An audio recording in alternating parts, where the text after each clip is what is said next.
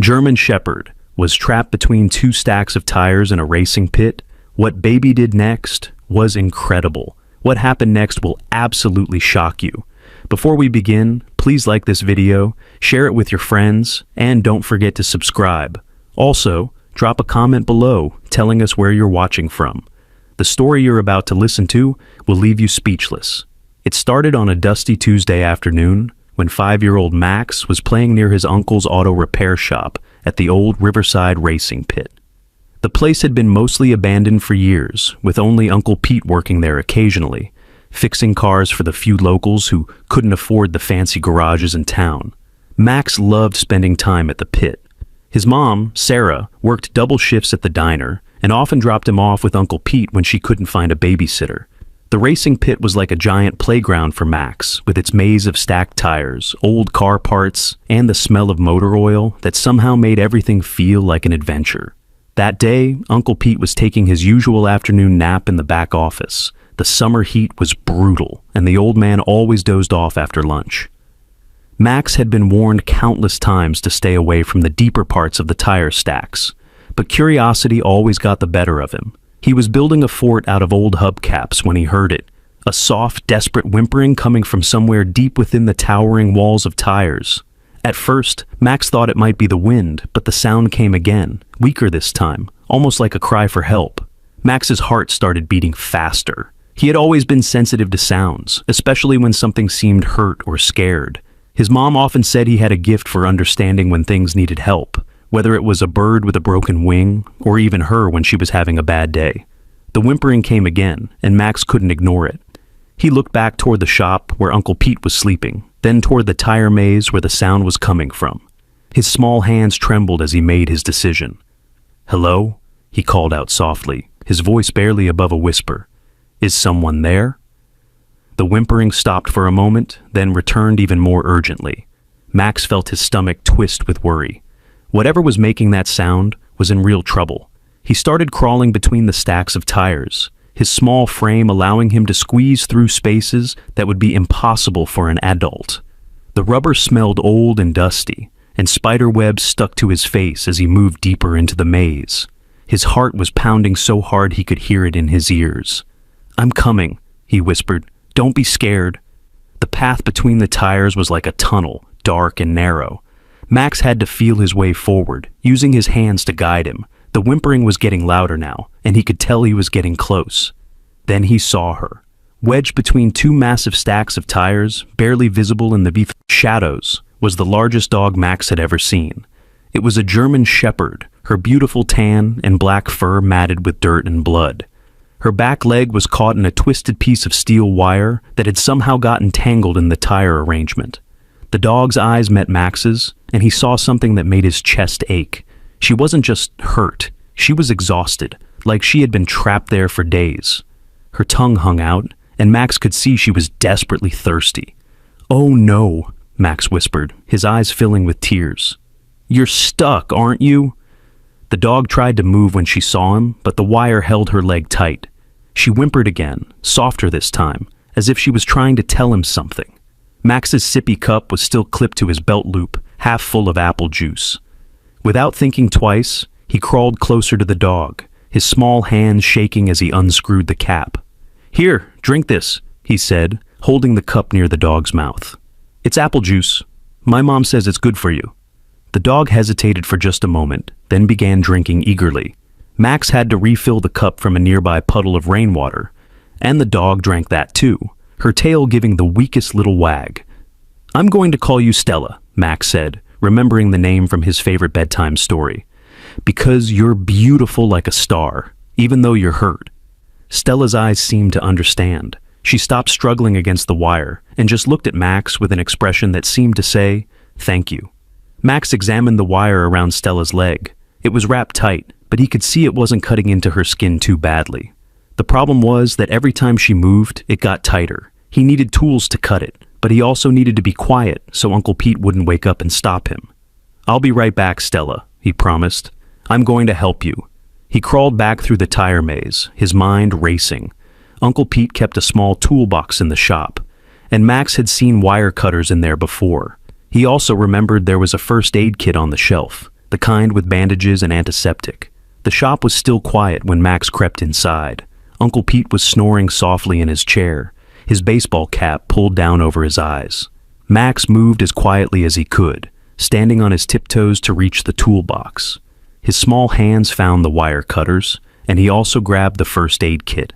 There was a small bottle of water on Pete's desk, and Max took that too, along with an old towel that smelled like motor oil, but was clean. Getting back to Stella was harder with all the supplies, but Max managed it. When he emerged from the tire tunnel, Stella lifted her head and her tail wagged a little stronger. "I'm back," Max whispered. "This might hurt a little, but I'm gonna get you free." Working with the wire cutters was tricky for someone his size, but Max was determined. He talked to Stella the whole time, telling her about his mom, about school, about how he wanted to be a veterinarian when he grew up so he could help animals like her. "My mom says I'm good at taking care of things," Max said as he carefully positioned the cutters. "She says I have gentle hands." The wire snapped with a small click, and Stella's leg was free. She whimpered once, then slowly moved her leg, testing it. There was some swelling, but she could put weight on it. Max opened the first aid kit and found some antiseptic wipes. He cleaned the small cuts on Stella's leg, then wrapped it gently with a bandage, the way he had seen his mom do when he scraped his knee. "There," he said, sitting back on his heels. "All better." But as Max looked at Stella more closely, he noticed something strange. Around her neck was a thick, heavy collar, not like the regular collars he had seen on neighborhood dogs. This one looked serious, almost military, with a metal plate where a name tag should be. But the plate was burned and scratched, like someone had tried to remove whatever was written there. "Stella?" Max said softly. "Where did you come from?" As if in answer to his question, a low rumble filled the air. Max looked up to see a black SUV slowly driving around the perimeter of the racing pit. The windows were tinted dark, and the vehicle moved with the deliberate pace of someone searching for something. Max's instincts told him to hide, and he pulled Stella deeper into the tire maze. Through a gap in the tires, he watched as the SUV stopped near the shop entrance. A man in a black suit got out, looked around, then walked toward the shop. Max held his breath. Something about the man made him feel scared, though he couldn't explain why. The way he moved, the way he kept looking around. It reminded Max of the bad guys in the movies his mom let him watch. The man knocked on the shop door, and Max heard Uncle Pete's voice, groggy with sleep. "Yeah, what do you want?" "Sorry to disturb you, sir," the man said, his voice carrying across the pit. "I'm looking for a dangerous dog that escaped from a research facility. German Shepherd, female, about 3 years old. She might have rabies, so if you've seen her, it's important that you don't approach her." Max's heart started racing. He looked at Stella, who was pressed against him, her body tense. She was listening to the conversation too, and Max could feel her trembling. "Haven't seen any dogs around here," Uncle Pete replied. "Place is pretty quiet." "Well, if you do see her, here's my card. There's a reward for information leading to her capture. She's very dangerous. We're concerned about public safety." Max heard footsteps walking around the shop, then the man's voice again. "Mind if I take a look around? Just to be sure?" "Suit yourself," Uncle Pete said. "But like I said, haven't seen any dogs." Through the gap in the tires, Max watched the man in black start walking toward the tire stacks. His heart was beating so loud, he was sure the man would hear it. Stella seemed to sense the danger too. She pressed closer to Max, her body perfectly still. The man walked right past their hiding spot, so close that Max could have reached out and touched his shiny black shoes. He spent several minutes looking around the tire maze, then walked back to his SUV. "If you see anything, call that number," the man called to Uncle Pete. "Remember, she's very dangerous. Don't try to handle her yourself." The SUV drove away, but Max didn't move for a long time. Something about the whole situation felt wrong. Stella didn't seem dangerous at all. She was gentle and scared, just like any hurt animal would be. "You're not dangerous, are you, Stella?" Max whispered. Stella looked at him with those intelligent brown eyes, and Max felt certain that whatever was going on, the man in black wasn't telling the truth. There was something special about Stella, something that made people want to find her, but Max didn't think it was because she was dangerous. He made a decision that would change everything. He was going to help Stella, no matter what.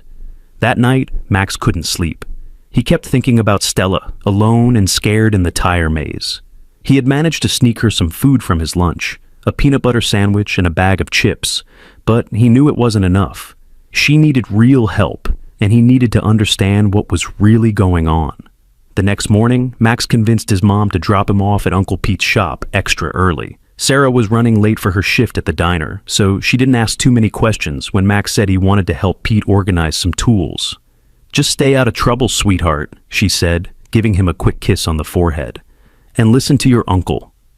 As soon as her car disappeared down the dusty road, Max hurried to the tire maze.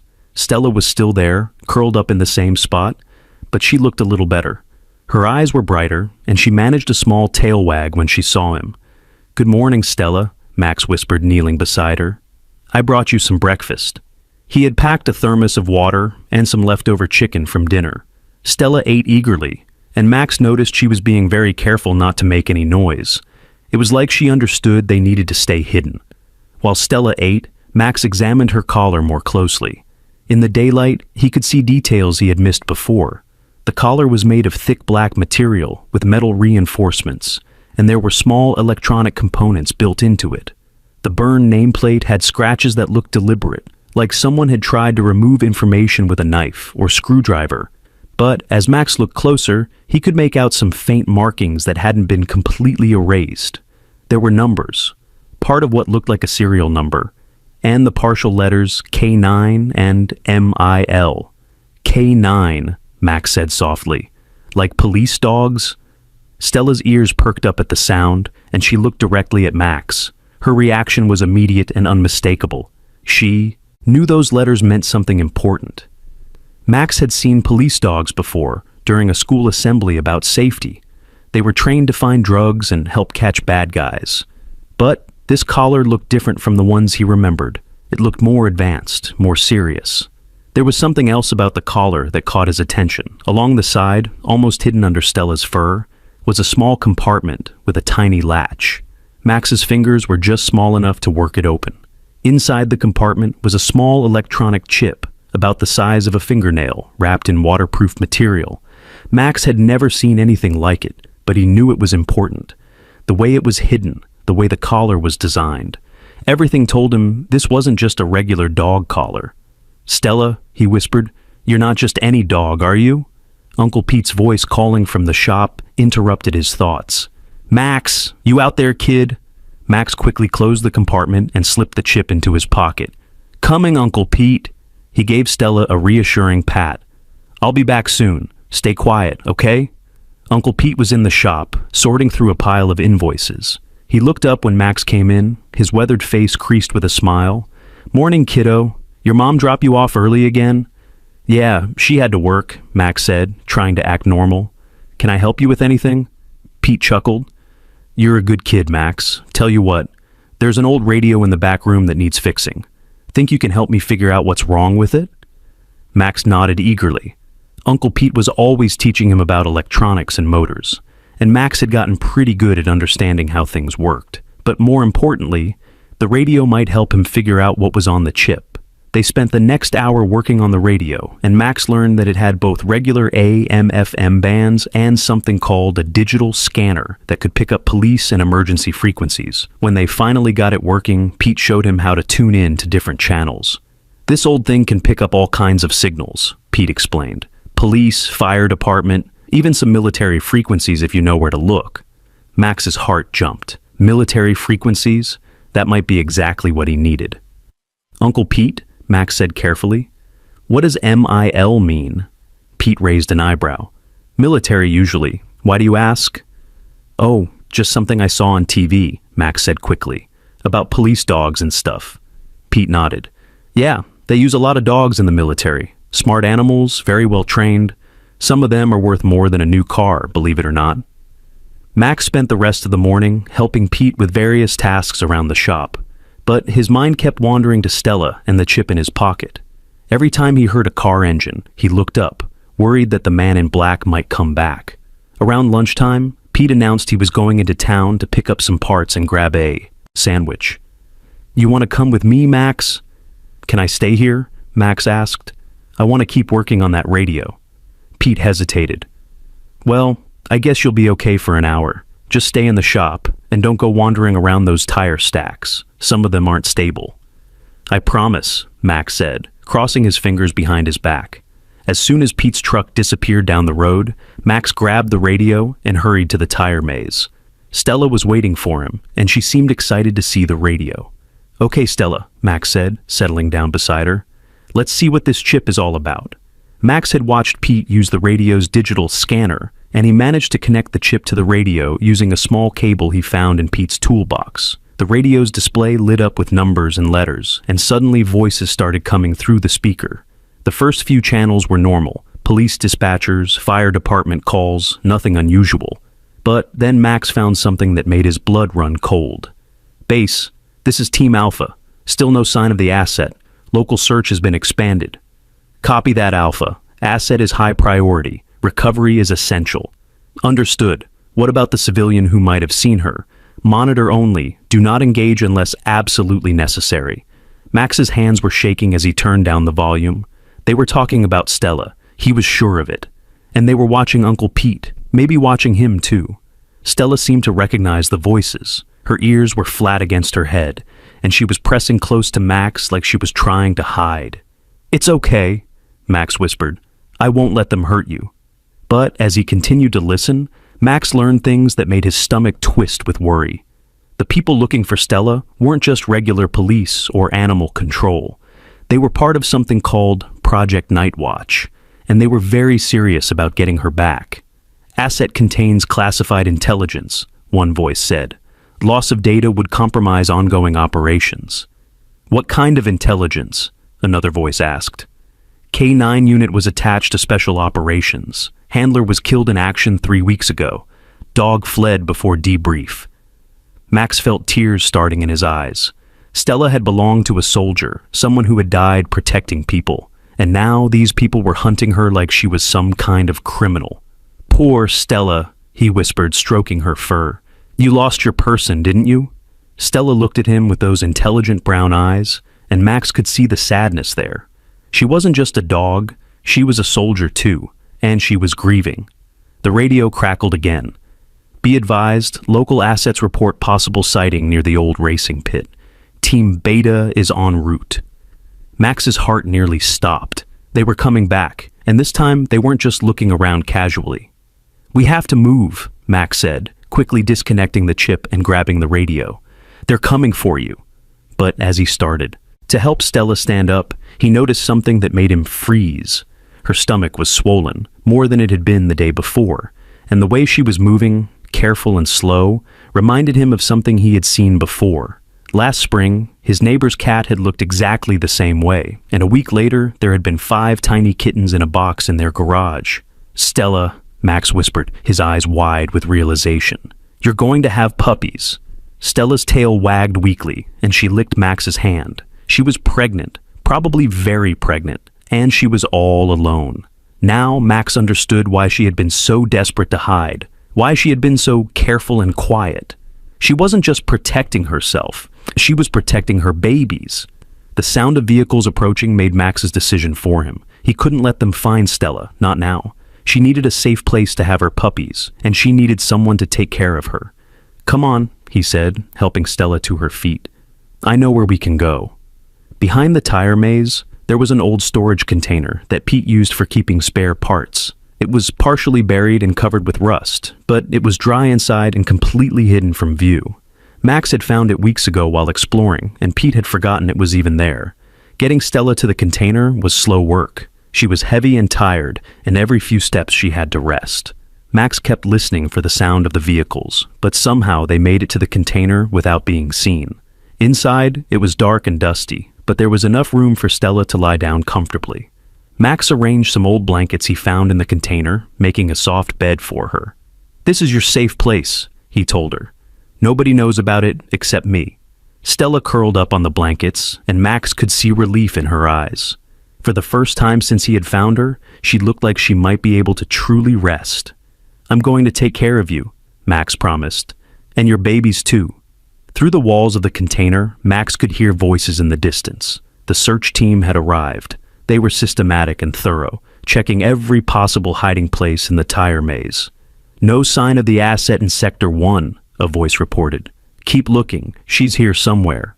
Max held his breath as footsteps passed close to the container. Stella remained perfectly still, as if she understood that their lives depended on not being found. After what felt like hours, the voices faded away. Max waited until he was sure they were gone before whispering to Stella. "They're gone for now," he said, "but they'll be back." Stella looked at him with trust in her eyes, and Max felt the weight of responsibility settle on his small shoulders. He was just a 5-year-old kid, but somehow he had become the only thing standing between Stella and the people who wanted to take her away. As the sun started to set, Max knew he had to get back to the shop before Uncle Pete returned. But first, he needed to make sure Stella had everything she needed for the night. He brought her fresh water and the rest of the chicken from his lunch. He also found an old tarp to put over the container's entrance, making it even more hidden. "I'll come back tomorrow," he promised, "and I'll bring more food." But as Max walked back to the shop, he couldn't shake the feeling that tomorrow might be too late. The search team would be back, and they would be more determined than ever to find Stella. Looking up at the stars beginning to appear in the darkening sky, Max made a promise to himself and to Stella. He would find a way to protect her and her babies, no matter what it took. He was just a little kid, but sometimes little kids were exactly what the world needed. The next morning brought heavy gray clouds and the smell of rain in the air. Max had barely slept, tossing and turning while thinking about Stella alone in that container. He had convinced his mom to drop him off at Pete's shop even earlier than usual, telling her he wanted to help organize the tool shed. "You're becoming quite the little mechanic," Sarah said, ruffling his hair. "Just promise me you'll be careful around all that heavy equipment." "I promise, Mom," Max said, giving her an extra tight hug. He had a feeling this was going to be a very important day. As soon as his mom's car disappeared, Max hurried to the hidden container. Stella was awake and alert, but Max could tell something had changed during the night. She was breathing differently, and she kept shifting positions like she couldn't get comfortable. "Hey, girl," Max whispered, crawling into the container beside her. "How are you feeling?" Stella nuzzled his hand, but Max noticed she was panting even though it wasn't hot. Her eyes looked tired, and there was something in her expression that made Max's stomach flutter with worry. "Are you okay?" he asked, stroking her fur gently. That's when he noticed the small puddle of fluid near where Stella had been lying. Max had helped his neighbor when their cat had kittens, and he remembered his mom explaining that animals sometimes had water break before the babies came. Max's eyes went wide. "Stella, are your puppies coming today?" As if in answer to his question, Stella's body tensed and she let out a soft whimper. Max watched in amazement and terror as her sides contracted. She was definitely going into labor. "Oh no," Max whispered. He had helped with the cat, but that was with his mom and the neighbor lady telling him what to do. Now he was completely alone with a dog who was about to have puppies, and he had no idea what to do. Stella looked at him with trust in her eyes, and Max felt his panic calm down a little. She was counting on him, and he couldn't let her down.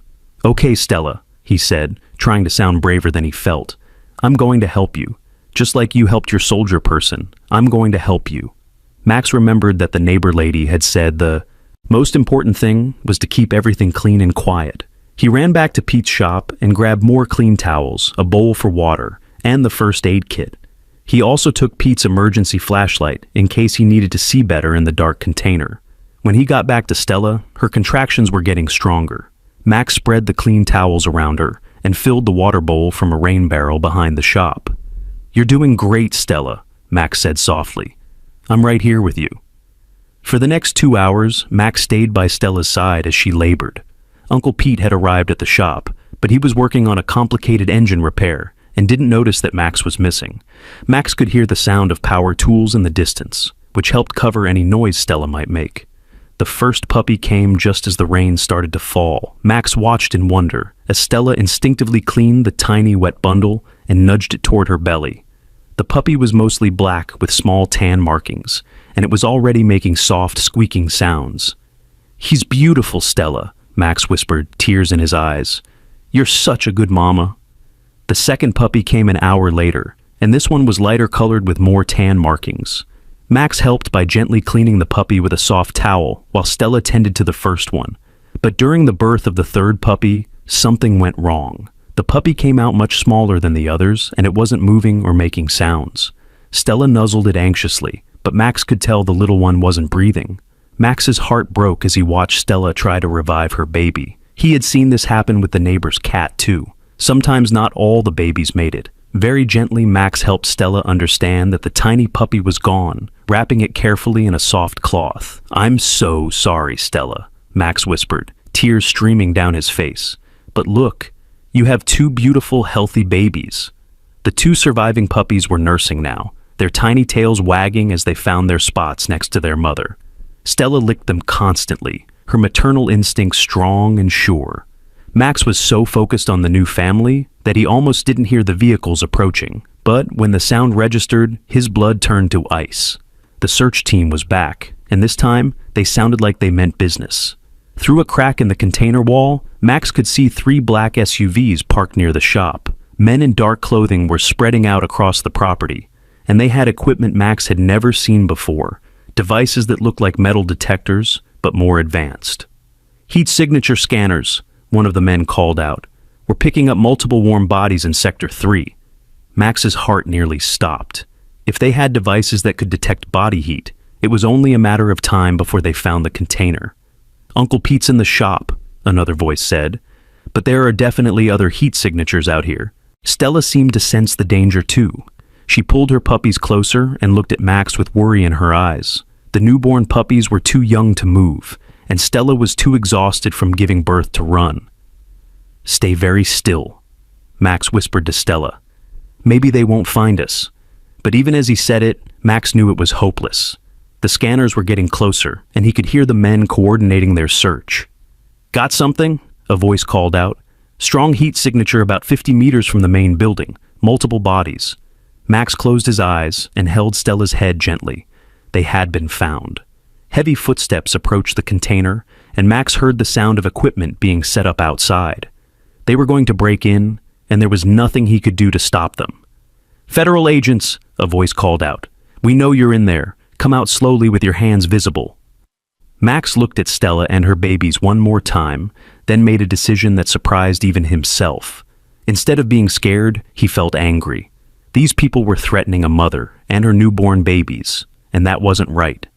"No," Max called out, his 5-year-old voice strong and clear. "You can't have her?" There was a moment of surprised silence from outside the container.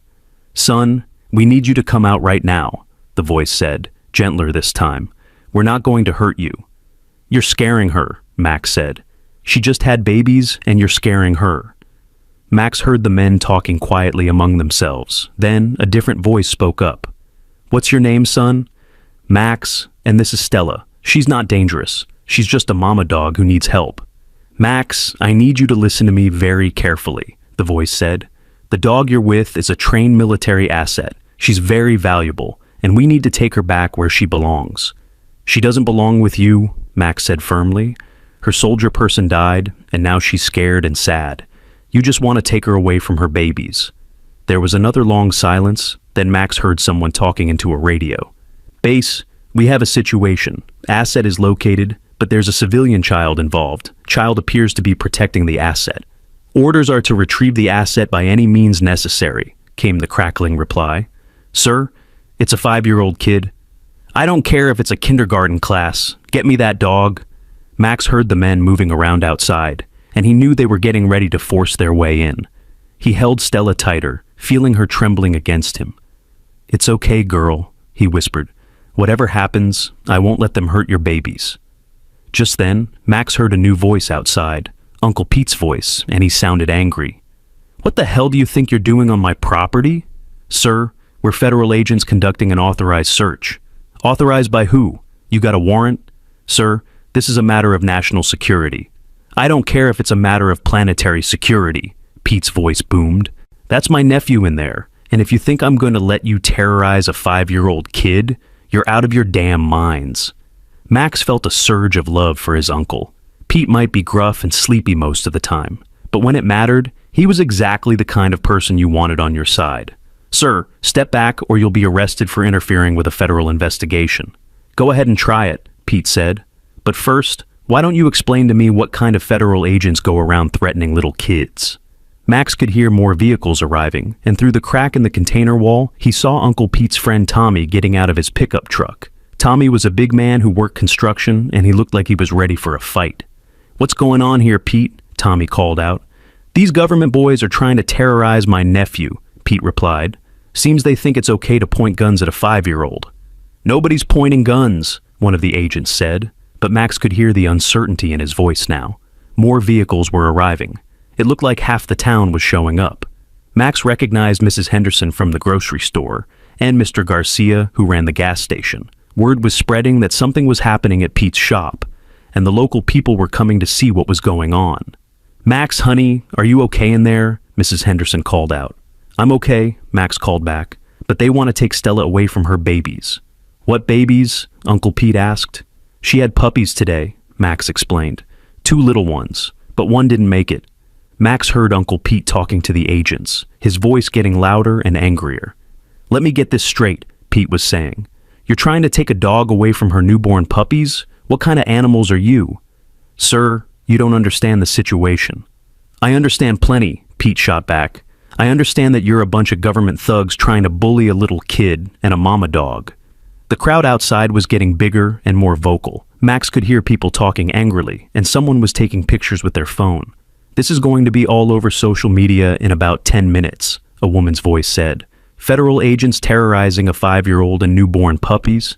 You guys are going to be famous." Max smiled despite his fear. The people of his town were standing up for him and Stella. These government agents might have fancy equipment and black SUVs, but they hadn't counted on facing down a bunch of angry small-town folks. "Base, we have a problem," one of the agents said into his radio. "Local population is gathering. Situation is becoming public." "Handle it," came the reply. "Sir, there are civilians with cameras. This is going to be a public relations nightmare." There was a long pause, then a different voice came over the radio.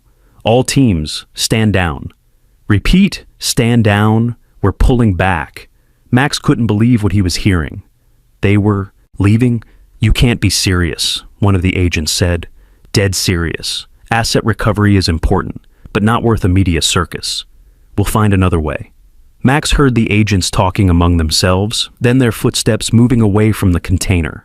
Through the crack in the wall, he watched as they packed up their equipment and got back in their SUVs. But before they drove away, the lead agent called out one more time.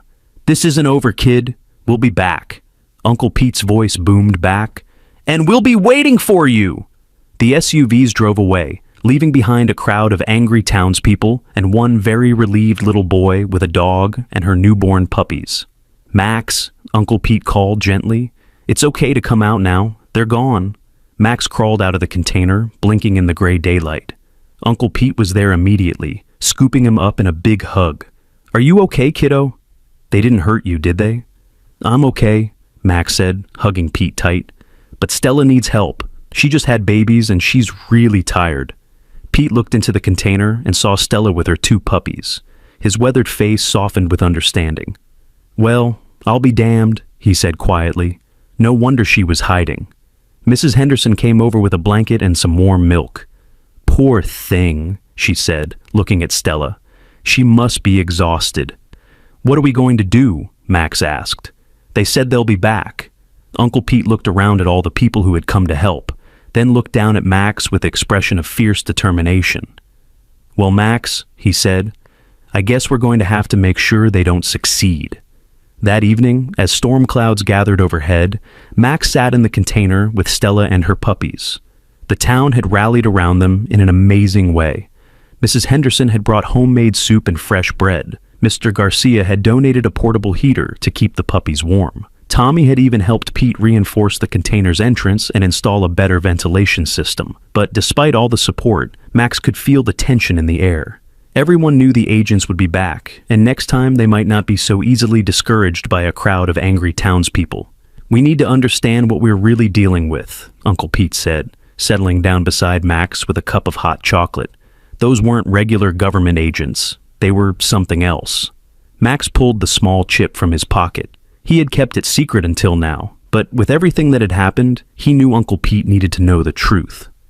"I found this in Stella's collar," Max said quietly. "When I used your radio to connect it, I heard them talking about something called Project Nightwatch. Pete's eyes widened as he examined the chip. Max, this is military-grade encryption hardware. Where exactly did you find this? Max explained about the hidden compartment in Stella's collar and how he had intercepted the radio communications. As he talked, Pete's expression grew more and more serious. Project Nightwatch, Pete muttered. I've heard whispers about Black Ops programs, but I never thought... He trailed off, looking at Stella with new understanding. She's not just a military dog, is she? She's something special. As if sensing they were talking about her, Stella lifted her head and looked at them with those intelligent brown eyes. One of her puppies whimpered softly, and she immediately nuzzled it back to sleep. Pete, Max said quietly, what if Stella knows something really important? What if that's why they want her back so badly? Before Pete could answer, the sound of rain began pattering against the container roof. But mixed in with the rain, Max heard something else. Footsteps, trying to be quiet but not quite succeeding. Pete heard it too. He put a finger to his lips and motioned for Max to stay still. Very carefully, Pete moved to the container entrance and peered out through a small gap. Someone's out there, he whispered, but it's not the feds. Different kind of movement. Through the rain, a woman's voice called out softly, Max? Are you in there? My name is Elena. I was Stella's handler's partner. Max's heart jumped. Stella's ears had perked up at the woman's voice, and her tail was wagging slightly. I'm not with the people who were here earlier, the woman continued. I'm here to help. Stella knows me. Pete looked at Max questioningly. Max studied Stella's reaction carefully. The dog was alert, but not afraid. If anything, she seemed excited. Okay, Pete called out, but come in slowly and keep your hands where we can see them. The woman who entered the container was nothing like the agents from earlier. She was young, maybe in her 20s, with short brown hair and kind eyes. She wore civilian clothes, jeans and a rain jacket, but she moved with the confidence of someone with military training. When Stella saw her, the dog's reaction was immediate and unmistakable. Her tail wagged harder, and she made a soft whining sound that seemed to say, I know you. Hey girl, Elena said softly, kneeling beside Stella. I've been looking everywhere for you. Elena gently petted Stella, then looked at the two puppies with wonder. She had her babies, she said, her voice thick with emotion. Marcus would have been so proud. Marcus? Max asked. Sergeant Marcus Chen, Elena explained. He was Stella's handler and my best friend. He died 3 weeks ago in Syria. Max felt tears starting in his eyes. The radio said her person was killed in action. Elena nodded sadly. Marcus and Stella were partners for 2 years. They saved a lot of lives together. She looked at Max with curiosity. You're the little boy who's been taking care of her? This is Max, Pete said, and I'm his uncle Pete. Max found Stella trapped in our tire stacks yesterday.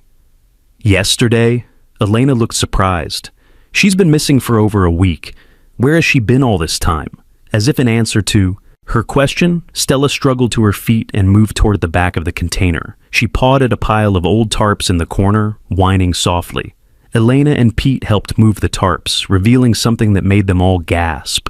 Hidden underneath was a metal case, about the size of a briefcase, sealed with military-grade locks.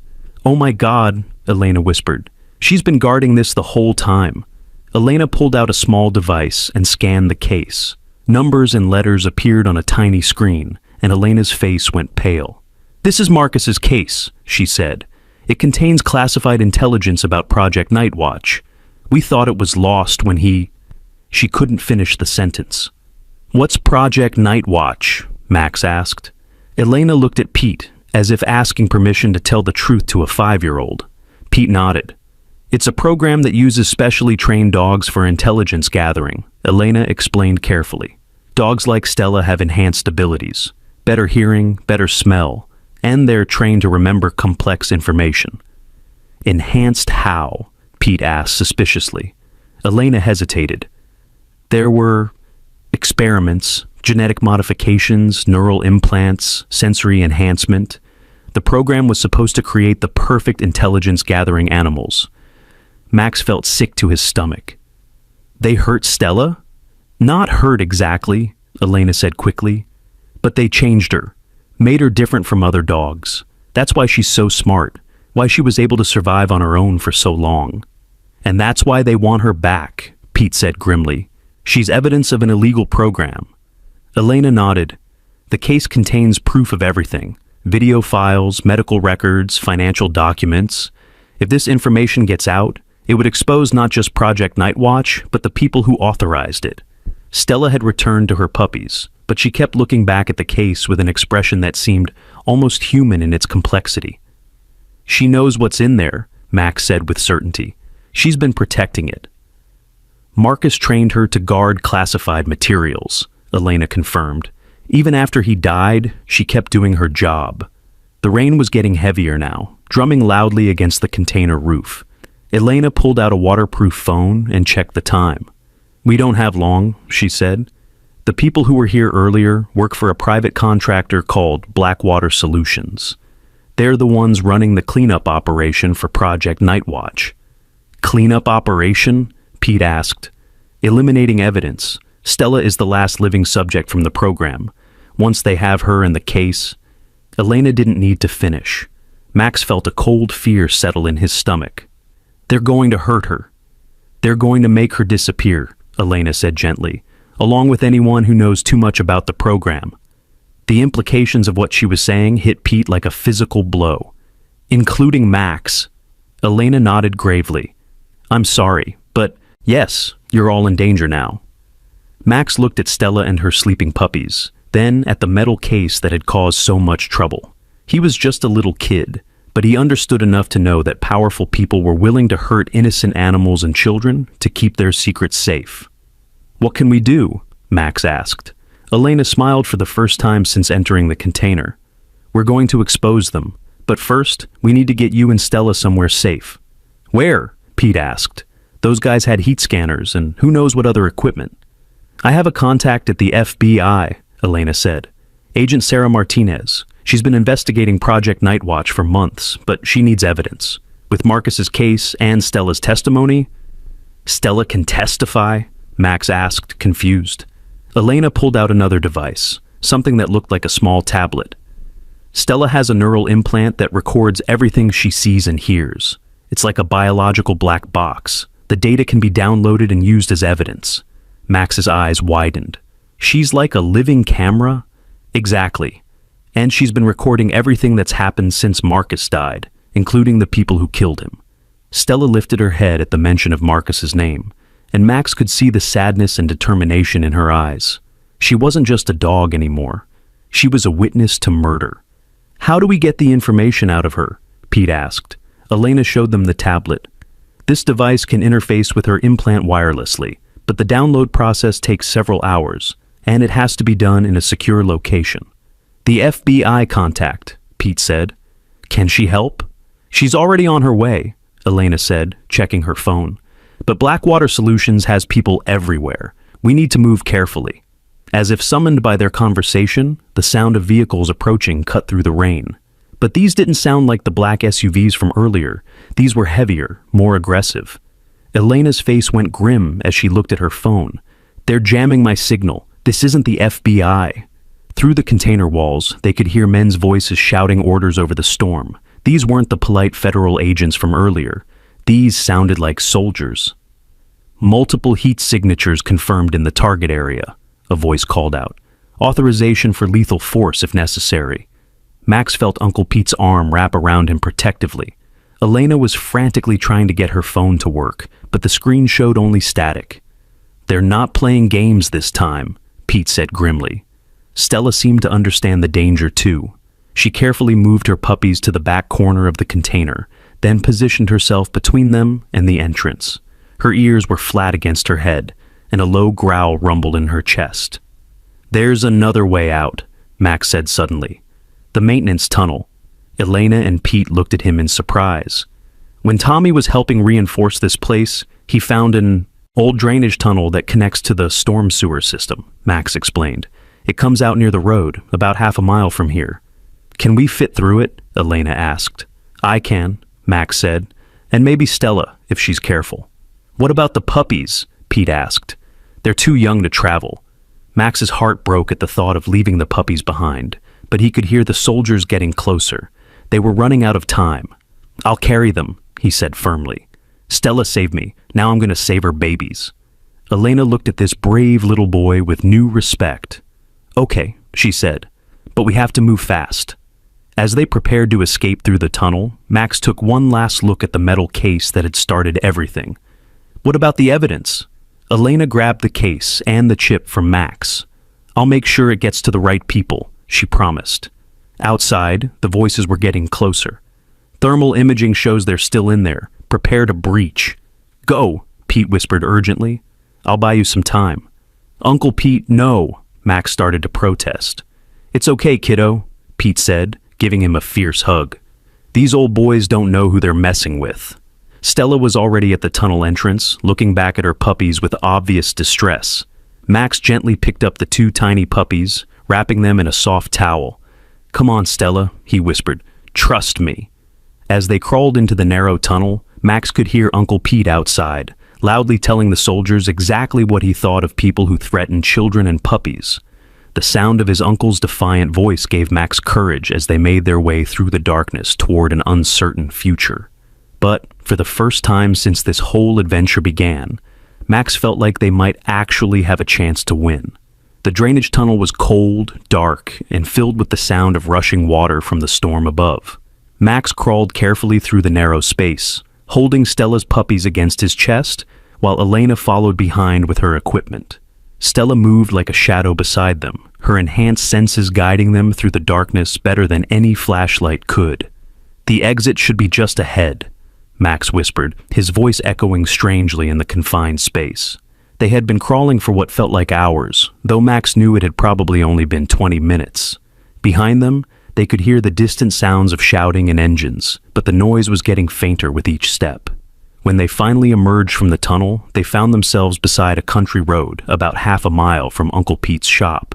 The rain had slowed to a gentle drizzle, and through the gray morning light, Max could see flashing lights in the distance where the shop was located. "Are you okay?" Elena asked, helping Max to his feet. Max nodded, though his clothes were soaked and muddy, and his arms ached from carrying the puppies. Stella immediately came to check on her, babies, sniffing them carefully to make sure they were unharmed. "They're okay, Stella," Max said softly, "but we need to keep moving." Elena was checking her phone, and for the first time since the soldiers had arrived, she was getting a signal. "Agent Martinez is 5 minutes away," she said with relief. "She's bringing backup." As if summoned by her words, two unmarked cars appeared around the curve in the road. They pulled over quickly, and a woman in her 30s got out of the first car. She had short black hair and wore a FBI windbreaker over jeans. "Elena," the woman called out. "Thank God you're safe." "Sarah," Elena replied, rushing over to her. "We have everything, the case, the chip, and Stella." Agent Martinez looked at Max with surprise and concern. "This is the child?" Max stepped forward, still holding the puppies. "I'm Max. This is Stella and her babies." Agent Martinez knelt down to Max's level, her expression gentle but serious. "Max, you've been very brave, but I need you to understand that what happens next is going to be dangerous. Are you sure you want to be part of this?" Max looked at Stella, who was watching him with those intelligent brown eyes. He thought about Uncle Pete, who was probably in trouble because he had helped them. He thought about Marcus, the soldier who had died protecting people, and he thought about the puppies in his arms, who deserved to grow up safe and free. "Stella saved my life," Max said simply. "Now, I want to save hers." Agent Martinez smiled. "Okay then, let's finish this."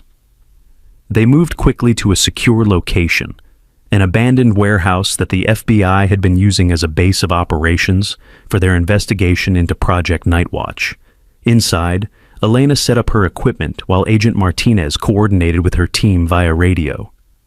"We have confirmation that Blackwater Solutions has taken Pete Morrison into custody," one of the agents reported.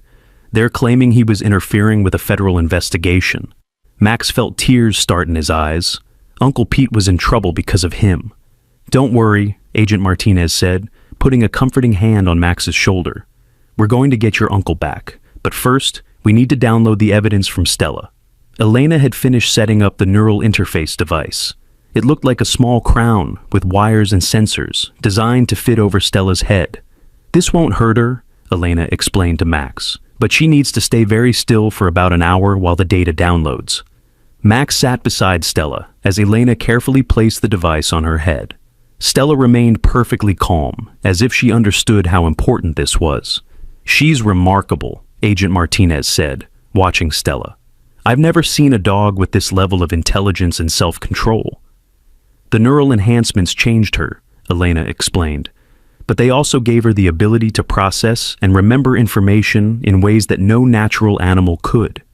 As the download began, images started appearing on Elena's tablet screen. They were seeing the world through Stella's eyes. Her memories of the past 3 weeks played out like a movie.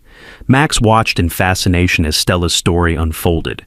He saw Marcus, a young soldier with kind eyes who clearly loved Stella very much. He saw their missions together, traveling to dangerous places and gathering intelligence that saved lives. Then the images turned dark. Max saw the night Marcus died, not in combat as they had been told, but in a laboratory. Marcus had discovered something about Project Nightwatch, something that made him a threat to the people running it. "He found out about the civilian testing," Elena whispered, her face pale as she watched the memories.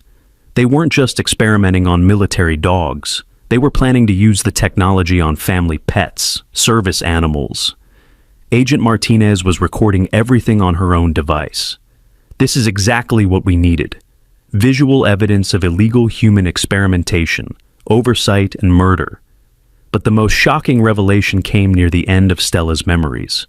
In the laboratory where Marcus died, Max could see the faces of the people responsible, and one of them was the man in the black suit who had come to Uncle Pete's shop looking for Stella.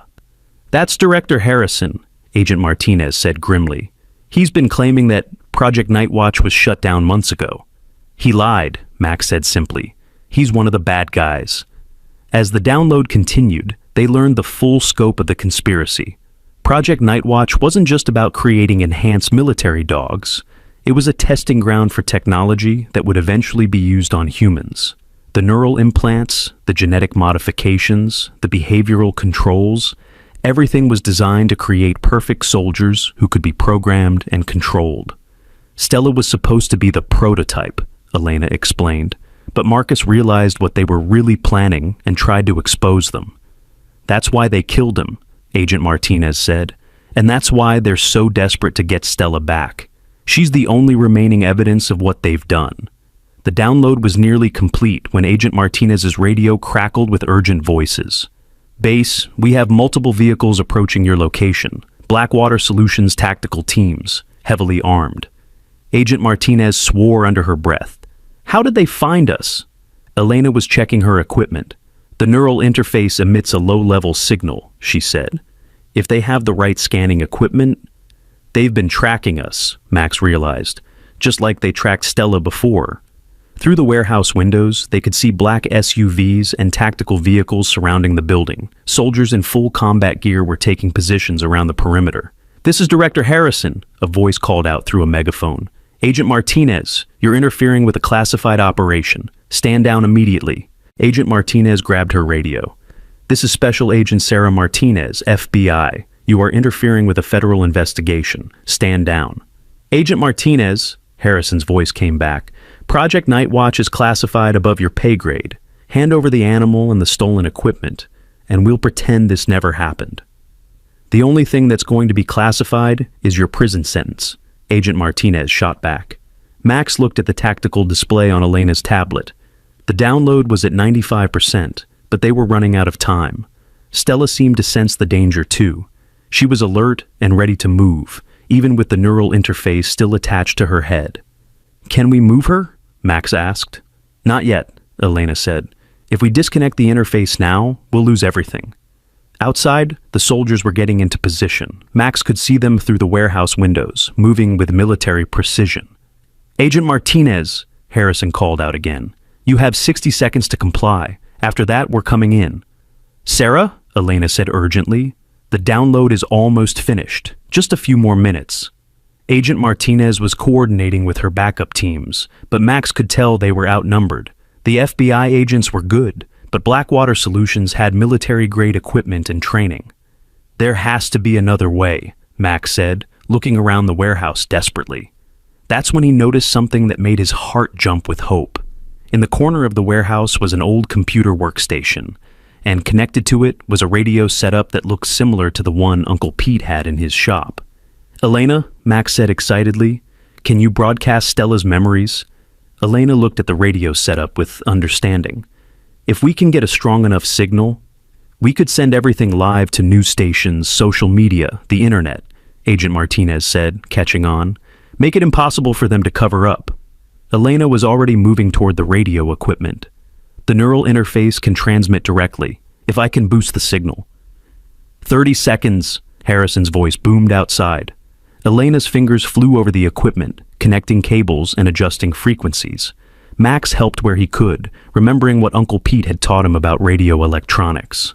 "Got it," Elena said. "We're broadcasting on multiple frequencies. Everything Stella remembers about Project Nightwatch is going out live." Max looked at the tablet screen and saw that news outlets were already picking up the signal. Within minutes, Stella's memories of Marcus's murder and the illegal experiments would be playing on television screens across the country. "Time's up," Harrison announced.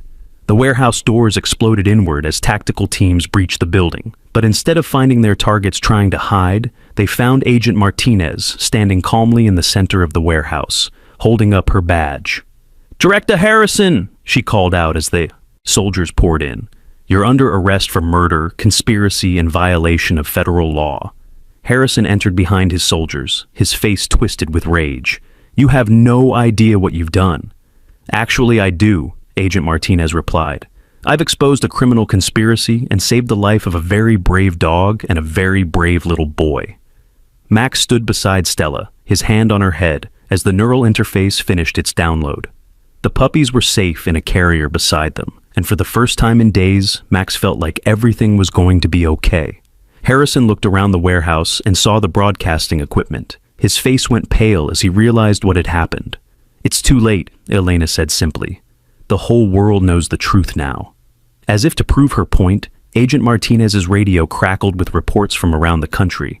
News stations were broadcasting Stella's memories, and the public reaction was immediate and overwhelming. Social media was exploding with outrage about Project Nightwatch and demands for justice. Harrison and his soldiers were surrounded by FBI agents, their weapons lowered in defeat. The conspiracy they had worked so hard to cover up was now public knowledge, and there was no going back. 6 months later, Max sat in Uncle Pete's rebuilt shop, watching Stella play with her 2 puppies in the yard outside. The puppies had grown big and strong, and they were as smart and loyal as their mother. Uncle Pete had been released within hours of the warehouse confrontation, and he had become something of a local hero. The town had rallied around him and Max, and Pete's auto shop was busier than ever. Director Harrison and 12 other people involved in Project Nightwatch were awaiting trial for murder and conspiracy. Elena had testified before Congress about the illegal experiments, and new laws had been passed to prevent anything like Project Nightwatch from happening again. But the best part, as far as Max was concerned, was that Stella and her puppies were safe. Agent Martinez had arranged for Stella to be officially retired from military service, and she now lived with Max and his family as a regular dog, though Max knew she would always be special. "You know," Uncle Pete said, sitting down beside Max with 2 glasses of lemonade, "I always knew you were brave, kiddo, but I never imagined you'd end up saving the world." Max smiled, watching Stella teaching her puppies how to play fetch. "I didn't save the world, Uncle Pete. I just helped a friend." Elena visited regularly, and she always brought stories about how the evidence from Stella had led to other discoveries and helped save other animals from illegal experiments. She had become like a big sister to Max, teaching him about electronics and computers. "What are you going to name the puppies?" Elena asked during one of her visits.